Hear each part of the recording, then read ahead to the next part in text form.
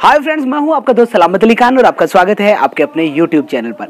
हम डिस्कस कर रहे थे पैसिव वॉइस को। इसकी 2 वॉल्यूम हम कर चुके हैं और पिछली वॉल्यूम में हमने देखा कि कुछ ऐसे अनइम्पॉर्टेंट सब्जेक्ट्स होते हैं जिनको पैसिव वॉइस में बाई के बाद एजेंट के रूप में नहीं लिखा जाता है। तो आज शुरू करते हैं कुछ नई इंफॉर्मेशन पैसिव वॉइस से रिलेटेड।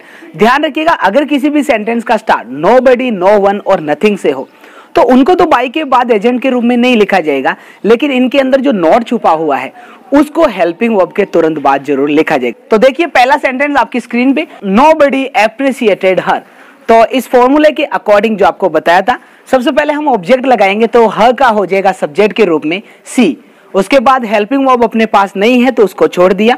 बी की फॉर्म लगाएंगे, वर्ब की सेकंड फॉर्म है तो बी की फॉर्म आ जाएगी वॉज या वर। तो यहाँ पे सी के साथ हो जाएगा वॉज। अब ध्यान रखिएगा, सेंटेंस का स्टार्ट नोबडी से है तो हमें नॉट का यूज करना है और नॉट का यूज हमेशा कहाँ किया जाता है? हेल्पिंग वर्ब के बाद। तो वॉज के बाद आ जाएगा नॉट और एप्रिसिएटेड की पास्ट पार्टिसिपल फॉर्म हो जाएगी एप्रिसिएटेड। तो यहाँ पे ये सेंटेंस हो जाएगा सी वॉज नॉट एप्रिसिएटेड। तो इस चीज को भी आप ध्यान रखिएगा। ये फॉर्मूला जो आपकी स्क्रीन पे शो हो रहा है, इस फॉर्मूले को जरूर ध्यान में रखिएगा। नेक्स्ट इंपॉर्टेंट बात यह है कि जब भी एनीबडी, एनीवन और एनीथिंग का यूज एक ऑब्जेक्ट के रूप में हो तो उन्हें पैसिव वॉइस में जब हम सब्जेक्ट के रूप में कन्वर्ट करेंगे तो एनीबडी नोबडी में हो जाएगा, एनीवन नो वन में हो जाएगा और एनीथिंग जो है वो नथिंग में चेंज हो जाएगा। और ध्यान रखिएगा, नोट का यूज नहीं किया जाएगा क्योंकि नोबडी, नो वन और नथिंग खुद नेगेटिव ही होते हैं। देखिए sentence, she did not help anybody. तो एनीबडी को सबसे पहले लाए हम, ये हो गया नोबडी। हेल्पिंग वर्ब डिड को हटाया और इसकी जगह बी की फॉर्म लग जाएगी वॉज। तो नोबडी वॉज। उसके बाद नॉट को हमें हटा देना है, हेल्प की थर्ड फॉर्म हो जाएगी हेल्प। उसके बाद बाय हर। तो ये हो जाएगा nobody was help by her. तो इस चीज को भी आप ध्यान रखिएगा। नेक्स्ट इंपॉर्टेंट बात यह है कि कई बार सब्जेक्ट या ऑब्जेक्ट के साथ एडजेक्टिव फ्रेज या एडजेक्टिव क्लोज का यूज किया जाता है। तो ध्यान रखिएगा, जिस वर्ड के बाद एडजेक्टिव फ्रेज या एडजेक्टिव क्लोज हो, पैसिव वॉइस में उस वर्ड के बाद ही उसको यूज करना चाहिए। अगर हम उनकी जगह बदल देते हैं तो सेंटेंस ऑकवर्ड हो जाता है। देखिए कैसे, the boy help the girl with blue eyes. तो विथ ब्लू आईज एक एडजेक्टिव फ्रेज है और ये गर्ल के लिए यूज किया गया, मतलब जो नीली आंखें हैं वो किसकी है? गर्ल की है। तो इस सेंटेंस को अगर हम पैसिव में कन्वर्ट करेंगे, ऑब्जेक्ट हमारे पास द गर्ल है तो द गर्ल को हमने सबसे पहले अगर लिखा और विथ ब्लू आईज को एक बार हमने छोड़ दिया तो सेंटेंस देखिए कैसे ऑकवर्ड हो जाएगा। तो द गर्ल, उसके बाद हमें यूज करना हेल्पिंग वर्ब नहीं है, सीधा हम बी की फॉर्म यूज करेंगे, वर्ब की सेकंड के अकॉर्डिंग ये हो जाएगा वॉज। फिर वर्ब की थर्ड फॉर्म, हेल्प की थर्ड फॉर्म हो जाएगी हेल्प। उसके बाद बाय द बॉय। अब अगर बचा हुआ विद ब्लू आईज है, हमने यहाँ पर यूज कर दिया तो इसका मतलब ये हो जाएगा कि उस लड़के ने उस लड़की की मदद नीली आंखें देके की, वो ऑकवर्ड हो जाएगा। तो इसका मतलब जो with blue eyes adjective phrase दे रखी है उसको हमें इसके तुरंत बाद ही लगाना है। तो इस चीज को भी आप ध्यान रखिएगा। दूसरा हम देख लेते हैं एक एडजेक्टिव क्लोज का, he likes the girl who is in a blue jacket. तो who is in a blue jacket जो है वो एडजेक्टिव क्लोज है और यूज किया गया है द गर्ल के लिए। इसका मतलब ब्लू जैकेट में कौन है? गर्ल है। तो अगर हमने who is in a blue jacket को बाद में लिख दिया तो सेंटेंस का मीनिंग जो है वो फिर अफेक्ट हो जाएगा। जैसे अगर हमने इसका कर दिया, the girl is liked by him who is in a blue jacket. तो इसका मतलब ये हो जाएगा कि उस लड़के के द्वारा पसंद की जाती है जो लड़का ब्लू जैकेट में है। तो यहाँ पे ये सेंटेंस गलत हो जाएगा। तो हमें who is in a blue jacket जो है उसको द गर्ल के बाद ही लिखना है। तो ये हो जाएगा the girl who is in a blue jacket is liked by him. तो इस चीज को भी आप ध्यान रखिएगा। नेक्स्ट इंपॉर्टेंट बात यह कि जब भी एक्टिव वॉइस में एडवर्ब और मैनर का यूज किया जाए, जिसके अंतर्गत वेल आती है और जितनी भी एडवर्ब जिनके लास्ट में मोस्टली एलवाई लगा होता है तो वो एडवर्ब और मैनर होती है। तो उन्हें पैसिव वॉइस में पास्ट पार्टिसिपल से तुरंत पहले लिखना चाहिए, चाहे वो वर्ब के बाद ही क्यों नहीं दी हुई हो। जैसे देखिए, सी वेलकम द गेस्ट वार्मली। तो वार्मली हालांकि गेस्ट के बाद यूज किया गया है लेकिन पैसिव वॉइस में इसे पहले लिखा जाएगा। तो ये हो जाएगा the guest were warmly welcomed bye her. तो इस चीज को भी आप ध्यान रखिएगा कि जब भी एडवर्ब और मैनर दिया हुआ है तो उसको पास्ट पार्टिसिपल फॉर्म से तुरंत पहले लिखना चाहिए। हालांकि बहुत जगह इनको बाद में भी लिखा जाता है और उसको भी सही मान लिया जाता है, लेकिन फिर भी आप सिस्टमेटिक वे में पैसिव के अंतर्गत इसको पास्ट पार्टिसिपल से पहले यूज कीजिएगा।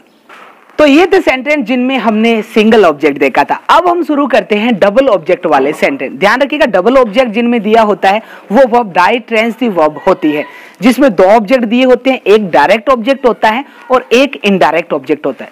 जैसे एक सेंटेंस देखिए, she gave him a pen, तो इसके अंदर का दो ऑब्जेक्ट है, एक तो है हिम और दूसरा है अ पेन। ध्यान रखिएगा मोस्टली जो एनिमेट ऑब्जेक्ट्स होते हैं वो इनडायरेक्ट ऑब्जेक्ट में शामिल किए जाते हैं और जितनी भी इनएनिमेट थिंग्स होती है वो डायरेक्ट ऑब्जेक्ट में गिनी जाती है। हालांकि ऐसा जरूरी नहीं है कि हर बार ही ऐसा हो, लेकिन मोस्टली यही माना जाता है। दूसरी चीज को ध्यान रखिएगा, जिस भी ऑब्जेक्ट का आंसर व्हाट से आता है, क्या से आता है, वो हमेशा डायरेक्ट ऑब्जेक्ट होता है। जिसका आंसर हुम किसे, या फॉर हुम किसके लिए, या फ्रॉम हुम किससे, इससे जो आंसर मिलता है वो हमेशा इनडायरेक्ट ऑब्जेक्ट होता है। जैसे देखिए, सी गेव, उसने दिया, क्या दिया, व्हाट, तो यहाँ पे अ पेन है, तो ये एक डायरेक्ट ऑब्जेक्ट है। और किसे दिया, टू हुम, तो यहाँ पर हिम दिया हुआ है, तो ये एक इनडायरेक्ट ऑब्जेक्ट है। तो इनको जब भी हमें पैसिव में कन्वर्ट करना होगा तो इसके दो तरीके हैं। डायरेक्ट ऑब्जेक्ट को लेके भी हम पैसिव कन्वर्ट कर सकते हैं और इनडायरेक्ट ऑब्जेक्ट को लेके भी। पहला सिस्टमैटिक वे है इनडायरेक्ट ऑब्जेक्ट से।